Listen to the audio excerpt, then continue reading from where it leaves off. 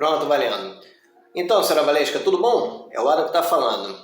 Vou tratar o assunto através dessa interface. Eu acredito que vai ficar algo mais tangível para a senhora, tá? A síntese da questão. Primeiro, aquele valor inicialmente deduzido na petição inicial do seu caso ficou dentro do limite legal em sede de juizado especial que cabe pretender tudo e qualquer coisa que envolva pequenas causas até 40 salários mínimos, que atualmente fica em R$ 44.400, tá? Ficou em torno de 20 mil. Como se chega a esse valor? Esse valor se chega fazendo a liquidação dentro da razão do proporcional e com base na reserva do possível, daquilo que efetivamente a senhora teve prejuízo, tá? Os danos materiais, a bagagem e tudo que tinha lá dentro, tá? Que ficou em torno daqueles 7 mil e alguma coisa, tá bom? Outra, esses são os danos materiais. E os danos morais? Os danos morais não é um juízo de pretensão indenizatória com mensuração objetiva, não é aritmético, não é, por exemplo, meu telefone é R$ 1.000, R$ 2.000. Eu perdi meu telefone que custa R$ 1.000, de acordo com a média de mercado, eu tenho direito a R$ 2.000, com juros e correção, entendeu? Os danos morais não são assim. Os danos morais, eles são um juízo de compensação dentro daquilo que o juízo, competente para julgar o mérito do caso, dentro do seu livre convencimento motivado. O juízo, quando se depara com uma situação que tem um viés evidentemente, iminentemente subjetivo, ele vai julgar de acordo com a sua íntima convicção. Era assim há muito tempo atrás. Só que isso é arbitrário. Isso nem é discricionário, muito menos legal. Isso se baseia na autoridade, não na legalidade. Isso não traz segurança. Se o juiz ele não gostou da espinha do seu nariz, ele pode julgar muito a menor do que você possa pretender. Outra coisa que traz segurança também é a jurisprudência, que é a tradição, é a média daquilo que os juízos daquele judiciário, ou então do Judiciário Nacional, vem entendendo como cabível a respeito. Isso eu vou tratar no segundo momento. Mas no primeiro momento, esclarecendo para a senhora, os danos morais não são objetivos, eles são subjetivos. O juiz ele precisa chegar a algum entendimento a respeito do quanto debitar, do quanto que você merece em função daquilo que você teve prejuízo. Primeiro, qual é o prejuízo, a título de perdas e danos, que decorra de um ato ilícito ou ato abusivo ao direito alheio, que caracterize um dano extrapatrimonial, que são os danos morais? Todo e qualquer dano que viole a integridade física, psicológica, social e mental do indivíduo. Porque isso desrespeita a sua condição humana, que tem que ser respeitada de forma digna, tá? E isso se caracteriza quando? Quando da violação de alguma dessas integridades inata à pessoa como ser humano, e logo desrespeitada, consequentemente desrespeita-se algum direito de personalidade dela, tá? Isso para efeito da responsabilidade civil de modo geral. Só que isso não se aplica muito para uma relação de consumo, porque uma relação de consumo é uma relação eminentemente patrimonial, não é extrapatrimonial, tá? Ah, mas eu fiquei aborrecida. É mero aborrecimento. Como pode ser mero aborrecimento? Sim, é mero aborrecimento. Não houve uma violação da sua integridade física. Não houve uma violação da sua integridade psicológica. Não, mas eu fiquei aborrecido. Aborrecido passa. Violação à integridade psicológica é violência moral, violência psicológica. É algo que quando acontece você fica com trauma e nunca mais volta a um padrão comportamental antes esperado. Você se torna delinquente em função daquilo. É algo muito mais gravoso, tá? Que decorre de uma situação muitas vezes ilícita penal, enfim, tá bom? Mas violou a minha integridade social. Não, não violou também não, tá? Você não deixou de ter um renome quanto à sua honra objetiva no meio que você vive só porque você perdeu a sua bagagem. É claro que você perdeu a sua bagagem, você teve um efetivo prejuízo a título material, como dano emergente, ok? Nem como lucro cessante, você não deixou de ganhar nada em função daquilo. Você efetivamente perdeu o que tinha no seu patrimônio para tanto.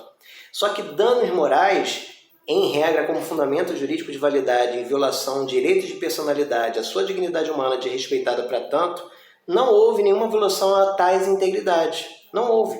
Então, em regra, se pautássemos apenas nesse tipo de tese, não haveria um efetivo prejuízo mensurável, ainda que subjetivamente, para caracterizar danos morais no caso, tá bom? E se fosse assim, não haveria danos morais a serem suscitados quando você tivesse um problema de relação de consumo, que é algo eminentemente patrimonial. Eu forneci um produto, pronto. Esse produto ele tem um preço. Perdi esse produto, foi quebrado, vício do produto, face do produto, sou consumidor próprio, bystander, etc. do fato do produto. É patrimonial, ponto, acabou. É patrimonial, é fungível, ele pode ser reposto, pode ser liquidado. A sua integridade não. Então não acontece esse tipo de violação em sede de relação de consumo, ok? Mas o que acontece? Se também permitíssemos isso, como era muito antigamente, haveria uma fanfarra por parte dos fornecedores. Eles simplesmente desrespeitariam, dariam outro produto para você no final e continuariam com as suas práticas abusivas. Porque implementar um programa de integridade em uma empresa é caro, muito caro. Então talvez seja mais interessante deixar designado no departamento de orçamento da empresa um valor estimável, porque você pode pagar a título de danos materiais e seguir com as suas práticas. Talvez seja mais barato fazer isso. É assim que acontecia muito e é assim que ainda acontece.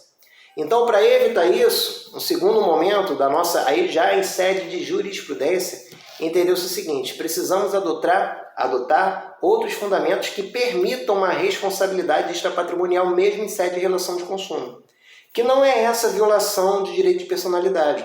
É por isso que muitas pessoas pretendem isso em sede de petição e acabam não ganhando, tá? Não foi o caso do Lucas, não. O Lucas pretendeu na nossa inicial a tese que vinga atualmente. Bom, na oportunidade passou-se a admitir, mas ainda sem fundamento específico, concreto, técnico para tanto. Gerou-se um problema lá para o início dos anos 2000 que foi denominado a indústria do dano moral. Tá? Concedia-se danos morais que acabavam valendo mais do que o próprio produto que fora comprado. Veja, o principal é o dano material que você tem. O dano moral ele é consectário a ele, quando é uma relação disponível como relação de consumo que se questiona um objeto de índole exclusivamente patrimonial. É o principal patrimonial. O moral ele é consectário. Estava havendo o oposto. Estava começando a haver pretensões indenizatórias morais muito elevadas e materiais que eram as principais acabavam não sendo o objeto principal, a principal causa de pedir próxima da demanda. Tá? E isso realmente estava prejudicando o mercado de modo geral. Prejudicava o mercado de modo geral em função do fato de que as empresas acabavam separando uma grande quantidade de orçamento para tanto. Então, a jurisprudência passou a entender que os seus julgados não poderiam distribuir à torta direita tudo que é dano moral. Houve uma posição retroativa de concessão de danos morais para tanto. Começou a haver o mesmo problema inicialmente que estava acontecendo, tal como o problema de você, na oportunidade, se deparar com esse tipo de situação de estar concedendo apenas os danos materiais e as empresas acabarem achando válido manter suas práticas abusivas, não implementarem programas preditivos, programas de integridade para evitar aqueles tipos de práticas abusivas, deixando a qualidade dos serviços péssimos para os demais fins. Okay? Passou-se, então, pelo direito comparado, a admitir teses que não precisam estar restritas à lei, que não são generalizadas, mas que são aplicáveis ao caso. É aquilo que já foi pedido na nossa petição, no caso, a teoria da mitigação, a Punitive Damage Theory, a teoria da punição pedagógica, não é demagógica não, pedagógica. Tá? A prestação da atividade jurisdicional ela tem escopos, finalidades. Lógico, a jurisdicional, que é implementar a soberania do Estado para compor litígio, até porque artigo 345 do Código Penal implica que o exercício arbitrário das próprias razões a título de composição por vias próprias é crime, tá? Senão não haveria ordem. O Estado faz isso para você por meio das suas funções constitucionais típicas, especialmente o judiciário, com base na lei, tendo por primada a legalidade. Beleza? E políticas públicas por parte do Executivo para evitar isso no âmbito preventivo. O que acontece? Esse é o escopo principal, a prestação da atividade jurisdicional, seu escopo jurídico. Mas o seu escopo social também, para preservar o bem comum, a harmonia, o corpo social, e o seu escopo pedagógico. Fato, valor e norma para saber que o certo é o certo e que se praticar aquilo que não esteja certo, ser o errado e você ser punido por causa disso, igual uma criança, igual um cachorro. É o escopo pedagógico. Empresa, se numa relação de consumo você perder uma bagagem, aceitar o fato como incontroverso e não fazer nada a respeito, você vai ser punido não só por danos materiais, mas também por danos morais, com pretensão indenizatória com fins punitivos pedagógicos, para que você entenda que isso é errado. E se você não mudar de comportamento, você vai quebrar, porque não queremos uma empresa que não atenda à função social. Essa é a tese da mitigação das práticas abusivas, tais como de perder bagagem à torta direita. Ok? É esse o fundamento jurídico de validade que pleiteamos, é isso que está conferido em sede da jurisprudência do Tribunal de Justiça do Estado do Rio de Janeiro, pelo menos em princípio no seu enunciado 85 da súmula da jurisprudência predominante do Tribunal Fluminense, e ele já entende que, com base nessa tese, os danos morais na hipótese que seja reconhecido o extravio de bagagem sejam automaticamente reconhecidos, daí os danos morais in re ipsa. E se assim não for reconhecido na sua sentença, inexoravelmente, iminentemente, é necessário que os mesmos sejam reconhecidos em sede, na oportunidade, da turma recursal. Porque existe um enunciado que é um precedente qualificado, já nos temos até, lógico que não dentro do microsistema dos juizados especiais, mas por integração analógica ao artigo 932 do CPC, do Código de Processo Civil, que subsidiariamente se aplica à espécie.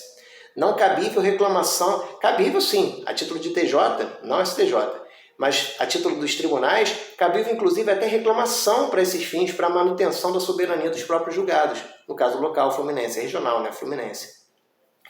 Que entende que, se for reconhecido, ainda que no valor mínimo arbitrado de 5 mil quanto aos danos materiais emergentes do extravio da sua bagagem, não tendo sido considerado que perdeu-se dentro dela por ausência de provas nesse sentido, caracterizou-se isso, e esse fato for até incontroverso no seu caso, observa-se na oportunidade que é inevitável que também se conceda danos morais.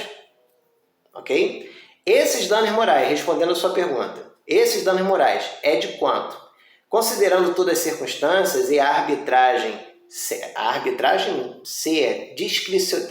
ter uma discricionariedade que também não é mera conveniência ou oportunidade ao julgo da convicção íntima do juízo, tá? Mas ele ter motivação lastreada na jurisprudência com base nessas teses, ok? E a jurisprudência, pelos demonstrativos que eu já passei até nos precedentes em questão, está entendendo como mais provável o denominador em comum a média de R$8 mil, tá? Para esses fins. Agora, há jurisprudências que, para mesmos fins, entendem ser válido só R$2 mil. E há jurisprudências que são cabíveis R$15 mil. É claro que na oportunidade da petição, nosso associado ele pleiteou o máximo. Porque se nós não pleiteássemos apenas... Eu tenho por convicção sempre pretender o meio termo, tá? Mas é até adequado, é até salutar que ele pretenda o máximo. Se o juiz não conceder o máximo, pelo menos ele não vai eventualmente... Há juízes, por exemplo, que são maximalistas nesse sentido. E se você pretender o valor máximo reconhecido pela jurisprudência, ele vai conceder de acordo com o que entender, o que entender adequado ser o máximo pretendido pela jurisprudência nessa média. Só que, por exemplo, há muitos juízes que entendem ser maximalistas e conceder o máximo que puderem pela jurisprudência os danos morais, mas você, sendo humilde na sua pretensão, só pediu 5 mil. O juiz ele não vai poder dar mais do que isso, porque mesmo se tratando de uma... Que entenda, não é eminentemente uma questão de ordem pública, para ele ter como exceção o princípio da congruência dos pedidos. O juiz ele se lastreia no princípio da inércia na prestação da atividade jurisdicional. Ainda mais se tratando de uma relação de consumo em que, pese haver essas questões de ordem pública envolvidas, é eminentemente decorrente de um regime lastreado no direito privado. Tá? Então, ele tem que se basear apenas naquilo que o indivíduo pretenda os seus interesses. Se ele pretendeu só 5 mil, por mais que coubesse 15 mil, pela média maior que temos pela jurisprudência, ele não poderá dar 15 mil. E foi com esse sentido que o nosso associado naturalmente pediu o máximo que podia. É que muitos juízes, e a média mesmo, não dão 15 mil de danos morais. Eles acabam dando o quê? Pela essa média que eu já até passei os precedentes para a senhora. 8 mil. Então, 8 mil reais vai ser a base de cálculo do valor do que nós vamos pretender em sede de recurso nominado. Em sede de recurso nominado 8 mil, a necessidade de eventual caução do pagamento dos 20%, que em última instância nós vamos pretender o pagamento ao final, sendo que esses 20% vai se lastrear em cima dos 8 mil que nós vamos pedir de danos morais, tá? Só que, dando tudo certo, a senhora vai ganhar os 5 mil mais 8 mil. Esse é o cerne da questão. Esses 20 mil na oportunidade foi algo pretendido inicialmente no máximo disponível pela jurisprudência somado aos efetivos danos que a senhora teve e que na oportunidade não surtiu seus efeitos. E o que poderíamos fazer agora nesse segundo momento vai se basear na composição dessas pretensões, que vai ser 5 mil. Os 5 mil já está garantido, tá? Já há trânsito e julgado nesse sentido. Nós vamos tentar adicionar desses 5 mil mais 8 mil. E os 20% a título de caução, por assim dizer, para efeito do recurso, como preparo, vamos tentar, em última instância, não obter a gratuidade, o pagamento ao final. Mas vai ser 20% em cima dos 8 mil. Não vai ser 20% em cima do total do valor da ação. Okay? E se mesmo assim for, ainda é muito mais válido do que só deixar na situação em que se encontra. Ok? Eu depois vou pedir autorização para a senhora para me retornar se eu posso fazer o compartilhamento desse conteúdo, considerando que eu não passei dados pessoais sensíveis de ninguém aqui, como conteúdo apropriado também para o compartilhamento do conteúdo institucional das nossas redes, tá? Eu acho o assunto interessante, é muito pertinente a uma das principais atividades que exercemos aqui no escritório, tá bom? Depois retorna para mim dando ok, se a senhora autoriza, porque como estou mencionando o nome da senhora e o seu caso, precisa dessa autorização para tornar o ato público. Se houver essa autorização, beleza, eu boto também nas nossas redes aí também como conteúdo. Então é isso, tá, senhora Valesca? Espero que tenha ficado bem claro. Essa vai ser o resumo da nossa pretensão e o esclarecimento que nós podemos fazer em cima de eventual reforma para efeito de danos morais. Tá ok? Aguardo seu retorno, vamos nos falando. Um grande abraço, fique com Deus, até mais.